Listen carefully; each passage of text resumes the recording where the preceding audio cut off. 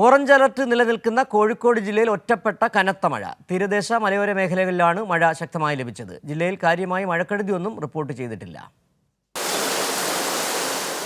കഴിഞ്ഞ ദിവസം ഉച്ചയ്ക്ക് ശേഷമാണ് കോഴിക്കോട് നഗരത്തിലും പരിസര പ്രദേശങ്ങളിലും മഴ ആരംഭിച്ചത്. മഴയുടെ ശക്തി കൂടിയും കുറഞ്ഞും മണിക്കൂറുകളോളം പെയ്തു. മുക്കം ഹൈസ്കൂളിന്റെ മുമ്പിൽ മഴവെള്ളപ്പാച്ചൽ ഉണ്ടായി. കോഴിക്കോട് വളയത്ത് ശക്തമായ മഴയിൽ അച്ചം വീട്ടിലെ പ്രണവം മിനി സ്റ്റേഡിയത്തിന്റെ മതിൽ തകർന്നു. തൊട്ടടുത്ത വീട്ടുപറമ്പിലേക്കാണ് മതിൽ പതിച്ചത്.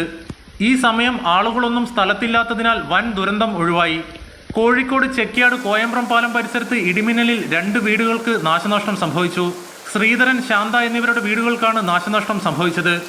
2 വീടുകളുടെയും ഇലക്ട്രിക് വയറിങ്ങുകൾ കത്തിനശിച്ചു.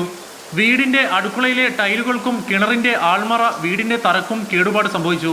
രാവിലെ 9 മണിയോടെ നൈനാം വളപ്പ് കോതി അഴിമുഖത്ത് പെട്ടെന്ന് ഉണ്ടായ തിരയടിയിൽ കോഴിക്കോട് സ്വദേശി AT ഫിറോസിന്റെ ഫൈബർ വെള്ളവും എഞ്ചിനും തകർന്നു. കഴിഞ്ഞ ദിവസം താമരശ്ശേരിയിലും മലയോര മേഖലയിലും ഇടിയോടുകൂടിയ കനത്ത മഴ പെയ്തിരുന്നു. കൈരളി ന്യൂസ്, കോഴിക്കോട്.